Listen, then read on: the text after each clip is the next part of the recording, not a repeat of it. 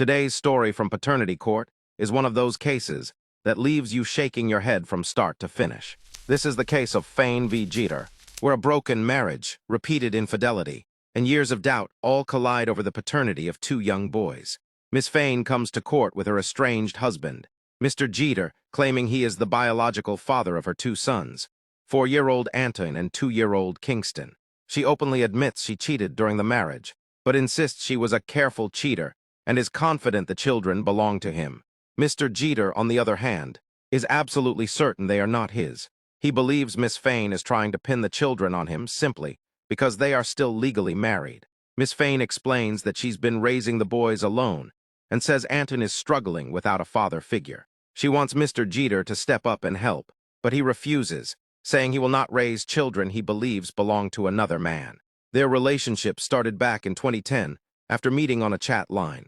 They later married and had a daughter together. But things fell apart when Mr. Jeter discovered messages on Miss Fain's phone, leading her to admit she had been unfaithful. She explains that she married young, lost interest, and started seeing other men. Mr. Jeter reveals this wasn't the first time he caught her cheating. But after a second incident, the marriage completely collapsed and they separated. Not long after the separation, Miss Fain told Mr. Jeter she was pregnant with Anton. His reaction was immediate. He demanded a DNA test, refusing to raise another man's child. Miss Fain admitted she had multiple affairs during that time, but claimed all encounters were protected, and that she never told the other men about the pregnancy. Mr. Jeter says his doubts only grew when Miss Fain refused to let him attend doctor's appointments during the pregnancy. Fast forward 4 years later, and he admits he has no relationship with Anton at all. Miss Fain says that's exactly the problem. She claims Anton acts out, doesn't listen, and desperately needs his father. She also points out that Mr. Jeter maintains a relationship with their daughter, but leaves the boys behind. Mr. Jeter doesn't deny it. He says he doesn't want to bond with children he believes aren't his. Then things get even messier when the court begins discussing the paternity of the second child. Kingston, Mr. Jeter claims they had been separated for years, but under questioning, he admits he continued visiting Miss Fain and sleeping with her. That admission leads the judge to call his current girlfriend to the stand, who finds out in court that he had been secretly seeing his wife during their relationship. Miss Fain admits again that she slept with another man during this time, but insists she was protected and was sure Mr. Jeter was the father. She even falsely claimed the other man signed Kingston's birth certificate, something court records quickly proved was untrue. Finally, it's time for the DNA results.